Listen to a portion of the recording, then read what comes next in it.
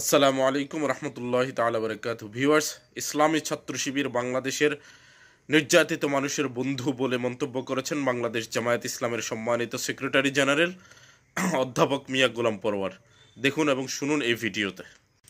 শিবির হচ্ছে সেই নির্যাতিত মানুষের বন্ধু, শিবির হচ্ছে মুক্তি পাগল মানুষের জন্য সাহায্যকারী হয়ে তাদেরকে এই বাংলাদেশের ময়দানে যোগ্য মানুষ তৈরি করার মধ্য দিয়ে বিপ্লবের স্বপ্ন পূরণ করতে হবে। সেই জন্য সংগঠনকে মজবুত করা চাই, নিজের মান উন্নয়ন করা চাই, নিজের নৈতিকতাকে পরিচ্ছন্ন পবিত্র করা চাই। এটাই আমাদের কিন্তু কাজ। একটা সমাজ পরিবর্তনের জন্য ব্যুরোক্রেসি লাগে, ডিফেন্স লাগে, মিডিয়া লাগে, ছাত্র যুবশক্তি লাগে, শ্রমশক্তি লাগে, অনেকগুলো ফ্যাক্টর পাওয়ার্স অফ রেভলিউশন একটা সমাজে থাকে, কিন্তু তার মধ্যে সবচেয়ে ইম্পর্টেন্ট ফ্যাক্টর হচ্ছে ছাত্র শক্তি। আজকে কলেজ, ইউনিভার্সিটি, বিশ্ববিদ্যালয়, মাদ্রাসা, স্কুল সমস্ত লেভেলে আমরা তো যতটুকু শিবিরের সাথে দায়িত্ব পালনের মাঝে মাঝে কাজের যে পর্যালোচনার সুযোগ পাই, খবরগুলো দেখতে পাই, একটি উজ্জ্বল সম্ভাবনা আমরা দেখতে পাচ্ছি। চারিদিক থেকে রাজনৈতিক অপশক্তি, আধিপত্যবাদী শক্তি আমাদেরকে অবরুদ্ধ করে রাখার চেষ্টা করা সত্ত্বেও শিবিরের এই অগ্রযাত্রাকে তারা রুদ্ধ করে দিতে পারেনি, আলহামদুলিল্লাহ।